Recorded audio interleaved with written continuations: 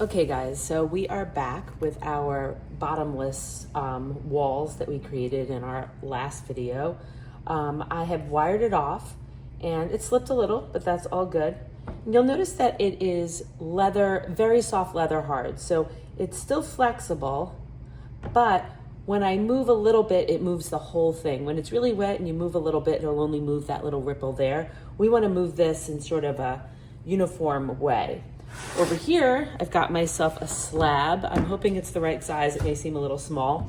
I have it about a ½ inch thick, a little bit less, to go along with the wall thickness. What I'm gonna do first, I'm gonna gently take this off of my bat. Move that to the side there. Now I wanna decide my shape. So what I'm thinking is sort of a rectangle. And you could do this several different ways. You can ease it first, even pressure on both sides, sort of getting it even. Keep in mind, your dominant hand, which is my right hand, is gonna be a little stronger. So you wanna almost do it and then maybe turn it a little so that you're getting even strength on both sides. The other thing you can do is take a bat or a piece of wood. So what I've got here is just 2 pieces of plywood, wear boards that we have in the studio. It's hard to see, I'm gonna block it a little, but I'm gonna sort of squish that in a little bit, even pressure if I can. Again, my right hand's stronger than my left, so I'm actually gonna go ahead and double up on that side. And then I wanna work on the other side. If I want it to be just oval, like a long oval, that's totally fine. Maybe I want it to be a little squarer. So I'll sort of do that. Again, right hand's a little stronger.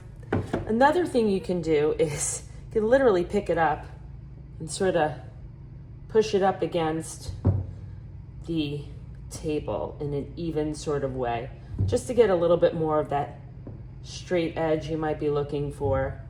This looks a little wonky, but you kind of get an idea of what I'm talking about. This thick lip that I've left is really going to help to keep that shape. So I'm going to measure it on my slab, see if I've made it big enough. Oh, look at that, I did. That's so exciting. Okay, I was a little concerned. Now, your first thought would be to cut this out. I don't want you to do that.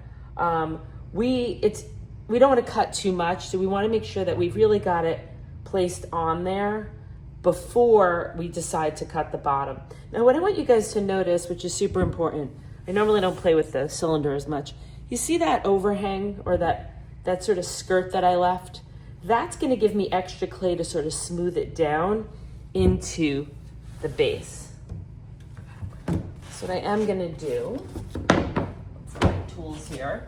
So I've got my serrated rib, I'm a big fan of the serrated rib. I've also got this little kitchen knife.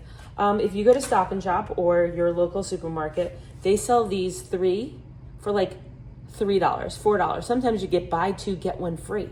I know there's another company that makes exactly the same thing, but in orange and charges you $15.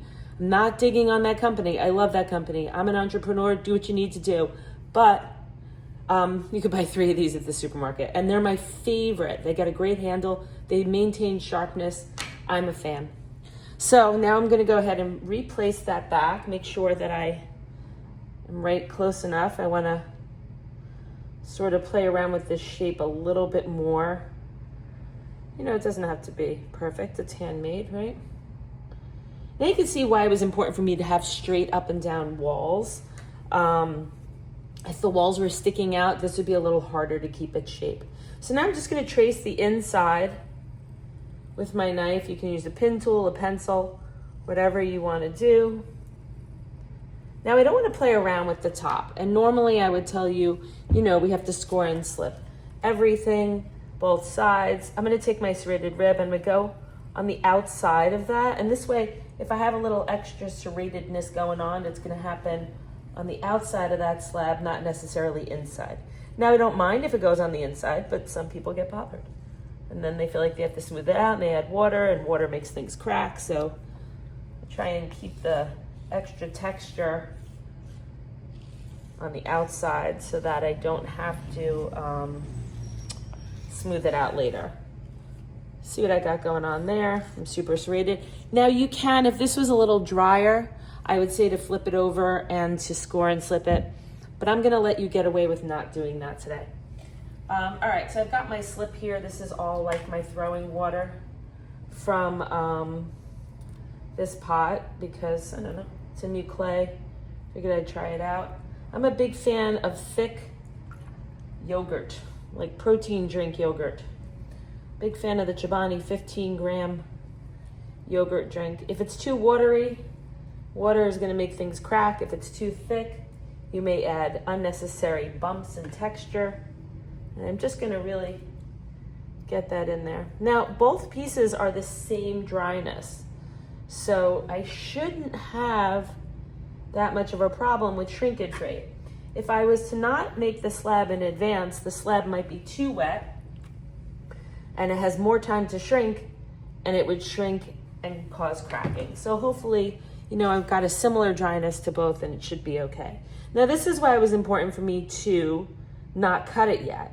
Lining it up is the tricky part, right? And if I was to have to line it up to a specific edge on the outside, I'd have more of a problem. So, okay, so now I've lined it up and I'm just gonna gently sort of do a little bit of a shake. If I wanted to, I might even let it sit for a little while, but for video's sake, I'm gonna go ahead and finish that up. Now, remember I talked about that extra clay in here. This extra clay allows me a little extra material to sort of smooth that out. So I'm just gonna go ahead with my finger. I'm pushing from the outside because I don't wanna push that wall off of that outline that I created. So I'm counter pressuring the outside to make sure that I don't really mess up what's going on out here. I'm gonna reshape it a little bit. Now, what you can also do at this point is you can take a little bit of this clay off this extra. Now, if you're really one of these people who's a little insane about the joints and you think that maybe your clay was not the same dryness, you can go ahead and score inside here, all around the edge. I'm only gonna do part of it. Take a little bit of your clay that's over here. Don't take brand new clay. This clay is already a little dry, and this is gonna allow me to put in there. I want you to make a baby thin coil. I'm talking like tiny coil, like that. I'm gonna throw some slip in here, and I call this the caulking. And I'm just gonna go ahead and stick this in here. And it doesn't really change the inside shape because I've done such a small, and again, counter pressuring on the outside. I've done such a tiny coil. It's like caulking your bathtub against the wall or anything else. I'm just sort of shoving it in, and this will start to actually even get a little longer because I'm not using all of the clay. And I'm pushing down at the same time. Again, thicker clay will stop it from cracking.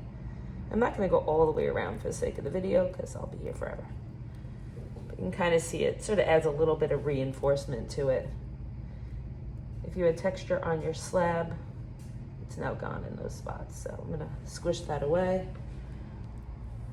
Okay. Now at this point, I would let this sit for probably about another hour because cutting a slab, when you cut a wet piece of clay, you might end up with these weird sort of edges here. And I wanna get a real nice sort of smooth cut. So I'm gonna let that sit for a bit and I will be back. Okay, so I got distracted. Someone came in when I was doing this last time. This is the next day after I have attached it to the slab. One of the things that I did do is I just kind of kept checking on it. I kept it wrapped, but I also, when it really kind of got a little harder, I kind of slammed it on the table. Hopefully that would get rid of any sort of weird little bumps that could be happening. So now what I want to do is I want to start to cut here. And what I want to do is I want to make sure that this great little knife I was talking about is going completely perpendicular to the table. And what I actually do is I start on the edge and I'm going to go around. You don't see me, but I'm putting my reading glasses on because I'm old. And I'm just going to sort of go around. Now, I'm not going exact. It's fine. Again, taking away a little is better than taking off too much or not enough. And I'm going to actually take it off in pieces, because I'm just afraid that I'm going to, you know, just keep spinning and go the wrong way. So I do that all the way around. I'm leaning my knife up against the side of my pot. Turn a little bit. And again, I'm not exact, but that's okay. I can clean that up with a shore form or a knife. My head is in the way, isn't it?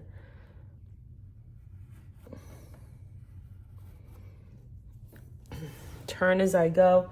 Just a really quick cutting tip. If you're a righty, cut on the right side.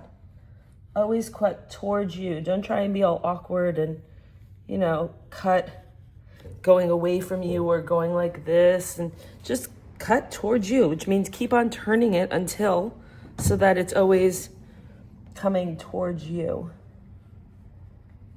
We always take for granted how strong our dominant side is. Supposedly the number is 10% stronger. Makes all those baseball players pretty impressive who can bat on both sides. You guys may not know this, but I'm a huge Met fan. My dog's name is Curtis Granderson, as a Met, not a Yankee. All right, so you can see I have a lot of extra around here, but I'm just gonna go ahead and sort of just continue to clean that up a little. I'm gonna flip this around for you in a second.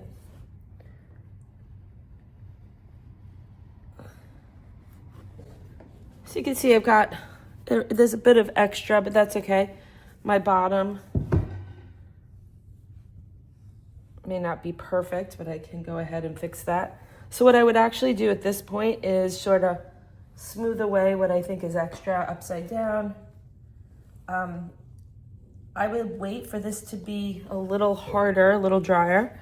And what I can do is take a shore form, which is that rasp that has the handle on it, sort of like a half moon. I would just sort of go around and clean that up. If you don't like what's going on at the bottom, because remember, this has to lay flat, and it's also going to be on your dining room table, so you want to make sure that this is super smooth as well. Now, what you want to be concerned about or start thinking about is handles. I suck at handles on casseroles. I never really know what looks good or what I like, but you can think of all sorts of things. You could do a half a moon, but you want to make sure that if you're going to have an oven mitt on, that it's big enough. You don't want to put these dainty little coils. Another thing you can do, and I tend to do, is just cut out a half a moon here. Now, can you get an oven mitt in there? No, but once it's cool, you can stick your fingers in there and lift it up. What I've done in the past also, I've cut out a notch here and I've put a square, a rectangle here, but you want to make sure that it's thick enough so that you can really get a good grip. Or, you know what, you could also just leave this and make it a planter. And, you know, not put any handles on it. I tend to do that because, again, I never really know what type of handles I like. So there you go. I'm going to, again, clean that up with a short form or something like that, give it a nice smooth edge. Notice that my thicker lip right here, you can see it, is hopefully gonna keep this shape as it goes through the firing process. At this point, you really can't change anything. I can sit here and try and play around with it a little, make it a little straighter, but at this point, your clay remembers exactly the shape it was yesterday. So, you know, stick with it, commit, and call it a pot. So, good luck. See you guys later.